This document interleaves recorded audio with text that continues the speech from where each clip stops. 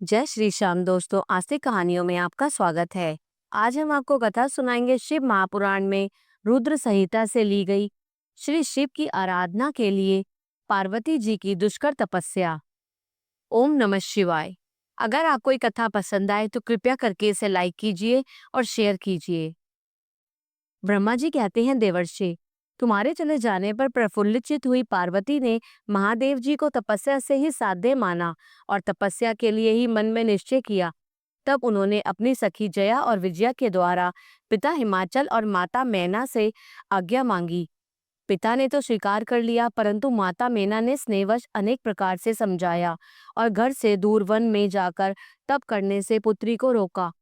मैना ने तपस्या के लिए वन में जाने से रोकते हुए ऊ माँ, बाहर ना जाओ, ऐसा कहा। इसलिए उस समय शिवा का नाम उमा हो गया। मुने शैलराज की प्यारी पत्नी मैना ने रोकने से शिवा को दुखी हुई जान अपना विचार बदल दिया और पार्वती को तपस्या के लिए जाने की आज्ञा दे दी। मुनिश्रेष्ठ, माता की वे आज्ञा पाकर उत्तम व्रत का पालन करने वाली पार्वती ने भगवान शंकर का स्मरण करके अपने मन में बड़े सुख का अनुभव किया। माता पिता को प्रसन्नता पूर्वक प्रणाम करके शिव के स्मरण पूर्वक दोनों सखियों के साथ वे तपस्या करने के लिए चली गई। अनेक प्रकार के प्रिय वस्त्रों का परित्याग करके पार्वती ने कटी प्रदेश में सुंदर मूंज की मेखला बांध शीघ्र ही वल्कल धारण कर लिए। हार का परिहार करके उत्तम मृग चर्म को हृदय से लगाया। तत्पश्चात वे तपस्या के लिए गंगा अवतरण यानी गंगोत्री तीर्थ की ओर चले, जहां ध्यान लगाते हुए भगवान शंकर ने कामदेव को दग्ध किया था। हिमालय का वह शिखर गंगा अवतरण के नाम से प्रसिद्ध है। वहीं परम उत्तम श्रृंगी तीर्थ में पार्वती ने तपस्या प्रारंभ की। गौरी के तप करने से ही उसका गौरी शिखर नाम हो गया। मुने, शिवा ने अपने तप की परीक्षा के लिए वहां बहुत से सुंदर एवं पवित्र वृक्ष लगवाए जो फल देने वाले थे। सुंदरी पार्वती ने पहले भूमि शुद्ध करके वहां एक वेदी का निर्माण किया। तदनंतर ऐसी तपस्या आरंभ की जो मुनियों के लिए भी दुष्कर थी। वे मन सहित संपूर्ण इंद्रियों को शीघ्र ही काबू में करके उस वेदी पर उच्च कोटि की तपस्या करने लगी। ग्रीष्म ऋतु में अपने चारों ओर दिन रात आग जलाए रखकर वे बीच में बैठती और निरंतर पंचाक्षर मंत्र का जप करती रहती थी। वर्षा ऋतु में वेदी पर सुस्थिर आसन से बैठकर अथवा किसी पत्थर की चट्टान पर ही आसन लगाकर वे निरंतर वर्षा की जलधारा से भीगती रहती थी। शीतकाल में निराहार रहकर भगवान शंकर के भजन में तत्पर हो वे सदा शीतल जल के भीतर खड़ी रहती थी और रात भर बर्फ की चट्टानों पर बैठा करती थी। इस प्रकार तप करती हुई पंचाक्षर मंत्र के जप में संलग्न हो शिवा संपूर्ण मनवांचित फलों के दाता शिव का ध्यान करती थी। प्रतिदिन अवकाश मिलने पर वे सखियों के साथ अपने लगाए हुए वृक्षों को प्रसन्नता पूर्वक सींचती और वहां पधारे हुए अतिथि का आतिथ्य सत्कार भी करती थी। शुद्ध चित्त वाली पार्वती ने प्रचंड आंधी, कड़ाके की सर्दी, अनेक प्रकार की वर्षा तथा दुस्सह धूप का भी सेवन किया। उनके ऊपर वहां नाना प्रकार के दुख आए, परंतु उन्होंने उन सबको कुछ नहीं गिना। मुने, वे केवल शिव में ही मन लगाकर वहां सुस्थिर भाव से खड़ी या बैठी रहती थी। उनका पहला वर्ष फलाहार में बीता और दूसरा वर्ष उन्होंने केवल पत्ते चबाकर बिताया। इस तरह तपस्या करती हुई देवी पार्वती ने क्रमशः असंख्य वर्ष व्यतीत कर दिए। तदनंतर हिमवान की पुत्री शिवा देवी पत्ते खाना भी छोड़कर सर्वथा निराहार रहने लगी।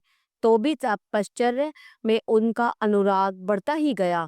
हिमाचल पुत्री शिवा ने भोजन के लिए पर्ण का भी परित्याग कर दिया, इसलिए देवताओं ने उनका नाम अपर्णा रख दिया। इसके बाद पार्वती भगवान शिव के स्मरण पूर्वक एक पैर से खड़ी हो पंचाक्षर मंत्र का जप करती हुई बड़ी भारी तपस्या करने लगी।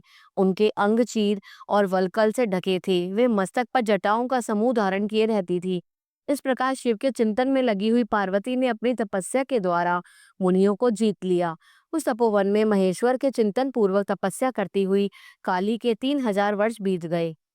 तदनंतर जहां महादेव जी ने 60,000 वर्षों तक तप किया था, उस स्थान पर क्षण भर ठहरकर शिवा देवी इस प्रकार चिंता करने लगी कि क्या महादेव जी इस समय यह नहीं जानते कि मैं उनके लिए नियमों के पालन में तत्पर हो तपस्या कर रही हूँ। फिर क्या कारण है कि सुदीर्घ काल से तपस्या में लगी हुई मुझ सेविका के पास वे नहीं आए। लोक में, वेद में मुनियों द्वारा सदा गिरीश की महिमा का गान किया जाता है। यही सब कहते हैं कि भगवान शंकर सर्वज्ञ, सर्वात्मा, सर्वदर्शी, समस्त ऐश्वर्यों के दाता, दिव्य शक्ति संपन्न, सबके मनोभावों को समझने वाले, भक्तों को उनकी अभीष्ट वस्तु देने वाले और सदा समस्त कलेशों का निवारण करने वाले, यदि मैं समस्त कामनाओं का परित्याग करके भगवान वृषभध्वज में अनुरक्त हुई हूँ, तो वे कल्याणकारी भगवान शिव यहाँ मुझ पर प्रसन्न हो। यदि मैंने नारद तंत्रोक्त शिव पंचाक्षर मंत्र का सदा उत्तम भक्ति भाव से विधि पूर्वक जप किया हो, तो भगवान शंकर मुझ पर प्रसन्न हो। यदि मैं सर्वेश्वर शिव की भक्ति से युक्त एवं निर्विकार हो, तो भगवान शंकर मुझ पर अत्यंत प्रसन्न हो। इस तरह नित्य चिंतन करती हुई जटावल्कल धारिणी निर्विकारा पार्वती मुंह नीचे किए सुदीर्घ काल तक तपस्या में लगी रही। उन्होंने ऐसी तपस्या की जो मुनियों के लिए भी दुष्कर थी। वहां उस तपस्या का स्मरण करके पुरुषों को बड़ा विस्मय हुआ। महर्षि, पार्वती की तपस्या का जो दूसरा प्रभाव पड़ा था, उसे भी इस समय सुनो। जगदम्बा पार्वती का वह महान तप परम आश्चर्यजनक था, जो स्वभावतः एक दूसरे के विरोधी थे। ऐसे प्राणी भी उस आश्रम के पास जाकर उनकी तपस्या के प्रभाव से विरोध रहित हो जाते थे। सिंह और गऊ आदि सदा रागादि दोषों से संयुक्त रहने वाले पशु भी पार्वती के तप की महिमा से वहां परस्पर बाधा नहीं पहुंचाते थे। मुनिश्रेष्ठ, इनके अतिरिक्त जो स्वभावतः एक दूसरे के वैरी हैं, वे चूहे, बिल्ली आदि दूसरे दूसरे जीव भी उस आश्रम पर कभी रोष आदि विकारों से युक्त नहीं होते थे। वहां के सभी वृक्षों में सदा फल लगे रहते थे। भांति भांति के तृण और विचित्र पुष्प उस वन की शोभा बढ़ाते थे। वहां का सारा वन प्राण कैलाश के समान हो गया, पार्वती के तप की सिद्धि का साकार रूप बन गया। ओम नमः शिवाय। अगला अध्याय, पार्वती की तपस्या विषयक दृढ़ता, उनका पहले से भी उग्र तप, उससे त्रिलोकी का संतप्त होना तथा समस्त देवताओं के साथ ब्रह्मा और विष्णु का भगवान शिव के स्थान पर जाना। ब्रह्मा जी कहते हैं, मुनीश्वर, शिव की प्राप्ति के लिए इस प्रकार तपस्या करती हुई पार्वती के बहुत वर्ष बीत गए, तो भी भगवान शंकर प्रकट नहीं हुए। वह हिमाचल, मेना, मेरु और मंद्राचल आदि ने आकर पार्वती को समझाया और शिव की प्राप्ति को अत्यंत दुष्कर बताकर उनसे यह अनुरोध किया कि तुम तपस्या छोड़कर घर को लौट चलो। तब उन सबकी बात सुनकर पार्वती ने कहा, पिताजी, माताजी तथा मेरे सभी बांधव, मैंने पहले जो बात कही थी उसे क्या आप लोगों ने भुला दिया?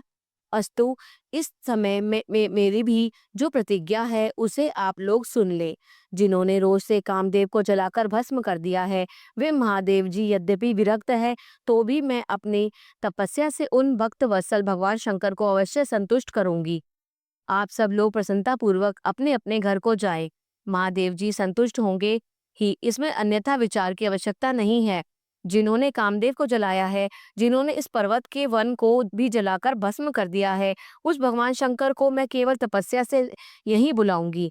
महाभागगण, आप यह जान लें कि महान तपोबल से ही भगवान सदाशिव की सेवा सुलभ हो सकती है।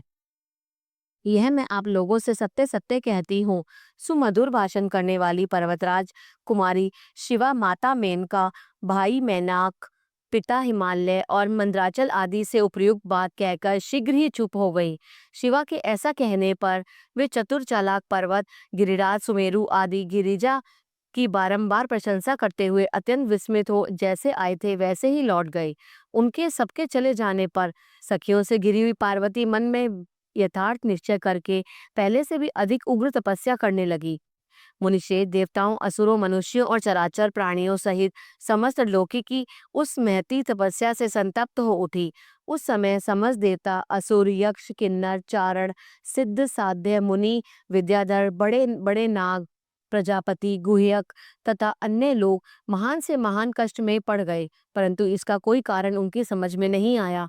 तब इंद्र आदि सब देवता मिलकर गुरु बृहस्पति से सलाह ले बड़ी विफलता के साथ सुमेरु पर्वत पर मुझ विधाता की शरण में आए। उस समय उनके सारे अंग संतप्त हो रहे थे। वहां आप मुझे प्रणाम कर सभी व्याकुल और कांतिहीन देवताओं ने मेरी स्तुति करके एक साथ ही मुझसे पूछा, प्रभु, जगत के संतप्त होने का क्या कारण है? उनका यह प्रश्न सुनकर मन ही मन शिव का स्मरण करके विचार पूर्वक मैंने सब कुछ जान लिया। इस समय विश्व में जो दाव उत्पन्न हो गया है वह गिरिजा की तपस्या का फल है। ये जानकर मैं उन सबके साथ शीघ्र ही क्षीर सागर को गया। वहां जाने का उद्देश्य भगवान विष्णु से सब कुछ बताना था।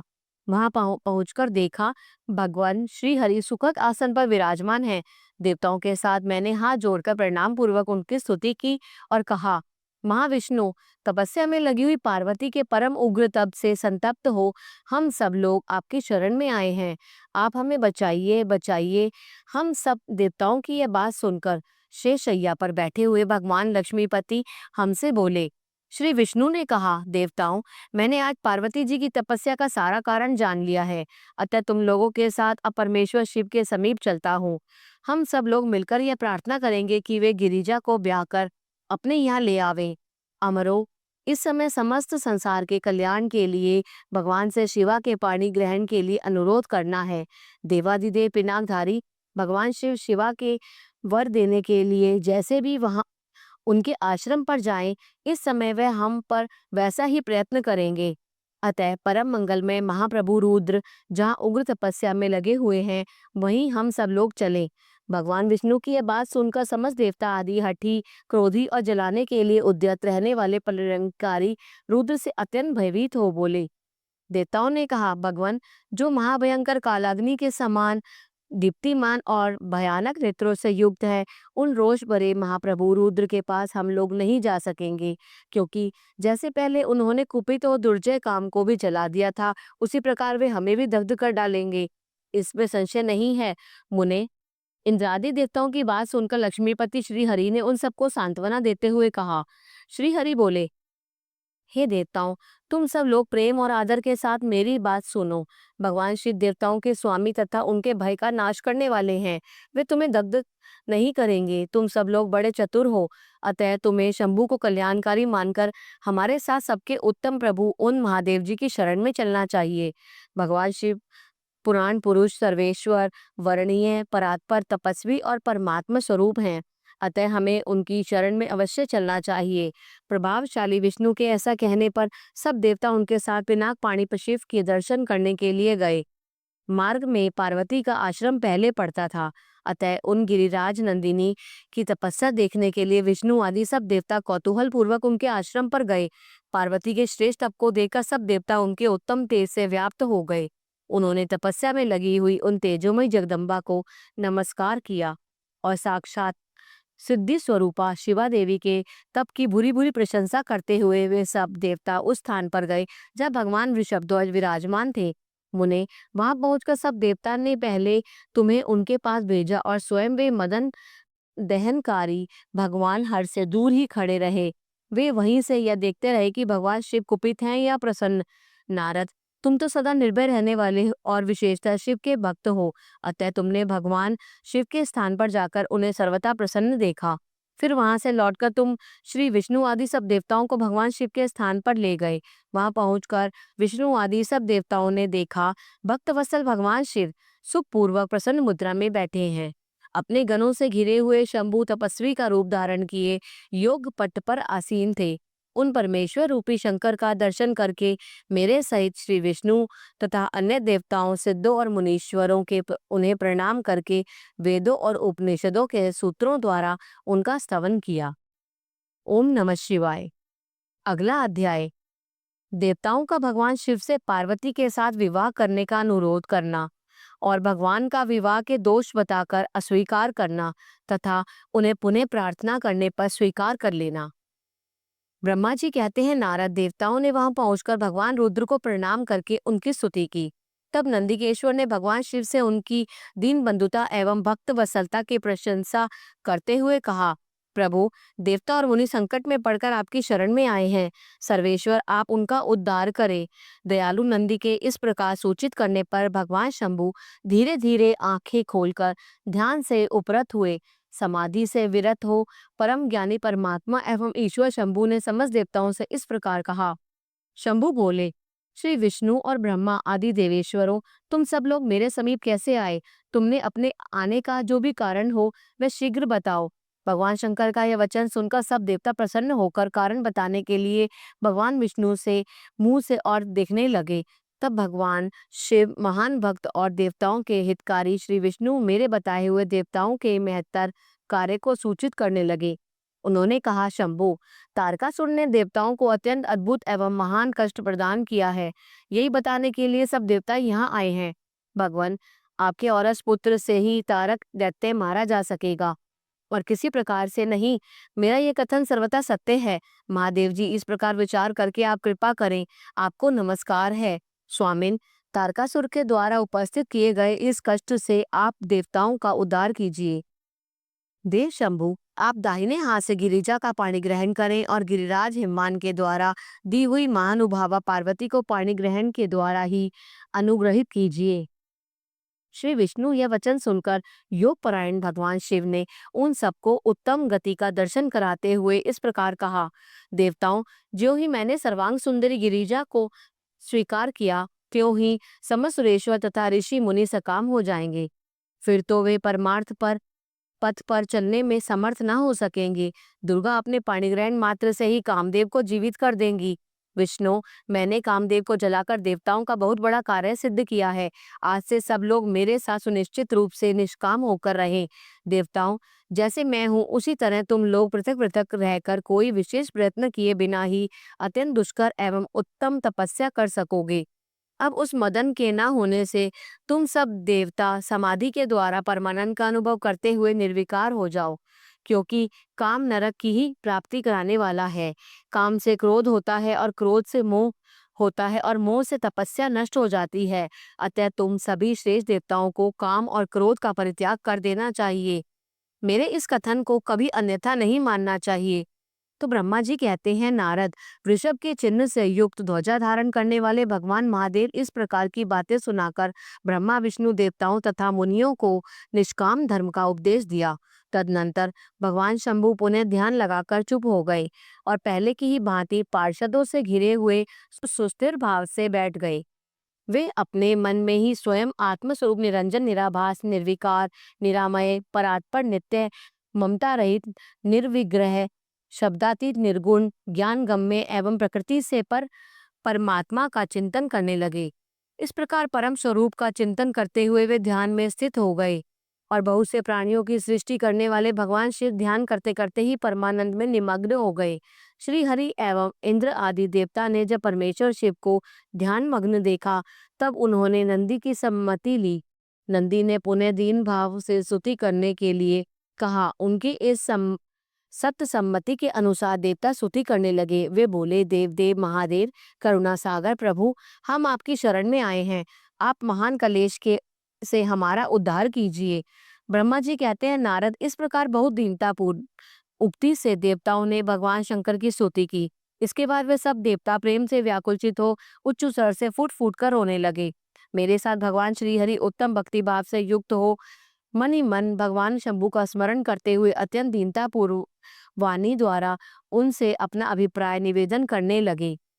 देवताओं के, मेरे और श्री हरि के इस प्रकार बहुत स्तुति करने पर भगवान महेश्वर अपनी भक्त वत्सलता के कारण ध्यान से विरत हो गए।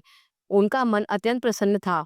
वे भक्त वत्सल शंकर, श्री हरि आदि को करुणा दृष्टि से देखकर उनका हर्ष बढ़ाते हुए बोले, विष्णु, ब्राह्मण तथा इंद्र आदि देवताओं, तुम सब लोग एक साथ यहाँ किस अभिप्राय से आए हो? मेरे सामने सच सच बताओ। श्री हरि ने कहा, महेश्वर, आप सर्वज्ञ हैं, सबके अंतर्यामी ईश्वर हैं। क्या आप हमारे मन की बात नहीं जानते? अवश्य जानते हैं। तथापि आपकी आज्ञा से मैं स्वयं भी कहता हूँ, सुखदायक शंकर, हम सब देवताओं को तारकासुर से अनेक प्रकार का दुख प्राप्त हुआ है। इसलिए देवताओं ने आपको प्रसन्न किया। आपके लिए भी उन्होंने गिरिराज हिमालय से शिवा की उत्पत्ति करवाई है। शिवा के गर्भ से आपके द्वारा जो पुत्र उत्पन्न होगा, उसी से तारकासुर की मृत्यु होगी, दूसरे किसी उपाय से नहीं। ब्रह्मा जी ने उस दैत्य को यही वर दिया है। इस कारण दूसरे से उसकी मृत्यु नहीं हो पा रही है। अतः वह निडर होकर सारे संसार को कष्ट दे रहा है। इधर नारद जी की आज्ञा से पार्वती कठोर तपस्या कर रही है। उनके तेज से समस्त चराचर प्राणियों सहित त्रिलोकी आच्छादित हो गई है। इसलिए परमेश्वर, आप शिवा को वर देने के लिए जाइए। स्वामिन, देवताओं का दुख मिटाइए और हमें सुख दीजिए। शंकर, मेरे तथा देवताओं के हृदय में आपके विवाह का उत्सव देखने के लिए बड़ा भारी उत्साह है। अतः आप यथोचित रीति से विवाह कीजिए। परात्पर परमेश्वर आपने रति को जो वर दिया था उसकी पूर्ति का अवसर आ गया है। अतः अपनी प्रतिज्ञा को शीघ्र सफल कीजिए। ब्रह्मा जी कहते हैं, नारद, ऐसा कह उन्हें प्रणाम करके श्री विष्णु आदि देवताओं और महर्षियों ने नाना प्रकार के स्तोत्रों द्वारा पुनः उनकी स्तुति की। फिर वे सबके सब उन सबके सामने खड़े हो गए और भक्तों के अधीन रहने वाले भगवान शंकर भी, जो वेद मर्यादा के रक्षक हैं, देवताओं की बात सुनकर हंसकर बोले, हे हरे, हे विधे और हे देवताओं, तुम सब लोग आदर पूर्वक सुनो। मैं यथोचित विशेषता विवेकपूर्ण बात कह रहा हूँ। विवाह करना मनुष्यों के लिए उचित कार्य नहीं है, क्योंकि विवाह दृढ़ता पूर्वक बांध रखने वाली एक बहुत बड़ी बेड़ी है। जगत में बहुत से कुछ संग और परंतु स्त्री का संग उनमें सबसे बढ़कर है। मनुष्य सारे बंधनों से छुटकारा पा सकता है, परंतु स्त्री प्रसंग रूपी बंधन से वह मुक्त नहीं हो पाता। लोहे और काठ की बनी हुई बेड़ियों में दृढ़ता पूर्वक बंधा हुआ पुरुष भी एक दिन उस कैद से छुटकारा पा जाता है, परंतु स्त्री पुत्र आदि के बंधन में बंधा हुआ मनुष्य कभी छूट नहीं पाता। महान बंधन में डालने वाले विषय सदा बढ़ते रहते हैं। जिसका मन विषयों के वशीभूत हो गया है, उसके लिए मोक्ष स्वप्न में भी दुर्लभ है। विद्वान पुरुष यदि सुख चाहता है तो वह विषयों को विधि पूर्वक त्याग दे। विषयों को विष के समान बताया गया है, जिनके द्वारा मनुष्य मारा जाता है। विषयी के साथ वार्ता करने मात्र से मनुष्य क्षण भर में पतित हो जाता है। आचार्यों ने विषय को मिश्री मिलाई हुई वारुणी यानी मदिरा कहा है। यद्यपि मैं इस बात को जानता हूँ और यद्यपि विषयों के इन सारे दोषों का मुझ विशेष ज्ञान है, तथापि मैं तुम्हारी से प्रार्थना को सफल करूंगा, क्योंकि मैं भक्तों के अधीन रहता हूँ और भक्त वत्सलता उचित अनुचित सारे कार्य करता हूँ। इसलिए तीनों लोकों में अयथोचित कर्ता के रूप में मेरी प्रसिद्धि है। भक्तों के लिए मैं अनेक बार बहुत से प्रयत्न करके कष्ट सहन किए हैं। गृहपति होकर विश्व वानर मुनि का दुख दूर किया है। हरे विधे, अब अधिक कहने से क्या आवश्यकता। मेरी जो प्रतिज्ञा है उससे तुम सब लोग अच्छी तरह जानते हो। मैं यही सत्य कहता हूँ कि जब जब भक्तों पर कहीं विपत्ति आती है, तब तब मैं तत्काल उनके सारे कष्ट हर लेता हूँ। तारकासुर से तुम सब लोगों को जो दुख प्राप्त हुआ है उसे मैं जानता हूँ और उसका हरण करूंगा। यह भी सत्य सत्य बता रहा हूँ। यद्यपि मेरे मन में विवाह करने की कोई रुचि नहीं है, तथापि मैं पुत्रोत्पादन के लिए गिरिजा के साथ विवाह करूंगा। तुम सब देवता अब निर्भय होकर अपने अपने घर जाओ। मैं तुम्हारा कार्य सिद्ध करूंगा। इस विषय में अब कोई विचार नहीं करना चाहिए। ब्रह्मा जी कहते हैं, नारद, ऐसा कहकर भगवान शंकर मौन हो समाधि में स्थित हो गए और विष्णु आदि सभी देवता अपने अपने धाम को चले गए। ओम नमः शिवाय। आगे का अध्याय अगले अंक में। अगर आपको कथा पसंद आई तो कृपया करके इसे लाइक कीजिए, शेयर कीजिए। जय श्री श्याम।